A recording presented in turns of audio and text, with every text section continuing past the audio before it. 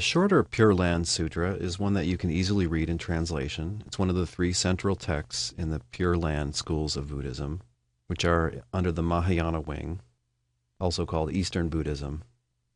The shorter Pure Land Sutra is a description of the Buddha field or the Buddha land, the land of bliss presided over by Amitabha, also called Amitayus, in Japanese Amida, in Chinese Amitofo. This land of bliss is devoid of physical and mental pain, and to get there is to become a bodhisattva.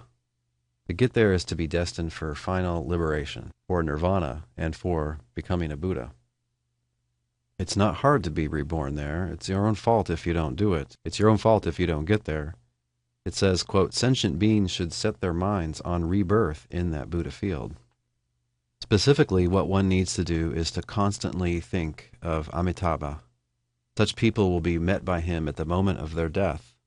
That's what's happening in this Chinese woodcut. It shows Amitabha accompanied by two other bodhisattvas. They're being called upon by those who are soon to die, and they're going to take them to Sukhavati, to the Pure Land, to this land of bliss presided over by Amitabha. This is the central Pure Land practice. Wholehearted trust in this Buddha, expressed by repeating a short prayer to him. It's a simple practice that any layperson can do, and it's supposed to get immediate results. You won't have to be reborn 100 more times, or reborn and then become a monk or nun. You can get this big shortcut to nirvana with the aid of this kind and helpful Buddha. Another famous text in Eastern Buddhism is the Lotus Sutra. This is a fairly long book, and it's a strange and interesting book. Scholars say that parts of the Lotus Sutra, at least, may be as old as between 100 BC and 100 CE. One of the things that's so interesting about this book is that it claims to be the greatest and best expression of the Dharma. It promises that you'll gain incalculable merit just for honoring those who teach the Lotus Sutra. Basically, it's saying that this book is the key to getting the cure. It's the best, fastest, easiest way to get it. One famous episode in this book is the parable of the burning house.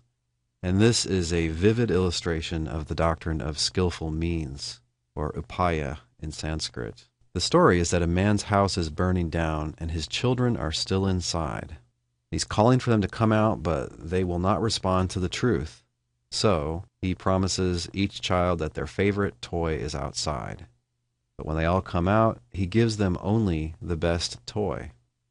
So what's the meaning of this interesting little tale? Well, there's a lot to it. The father in the tale clearly represents the Buddha. The burning house obviously represents samsara.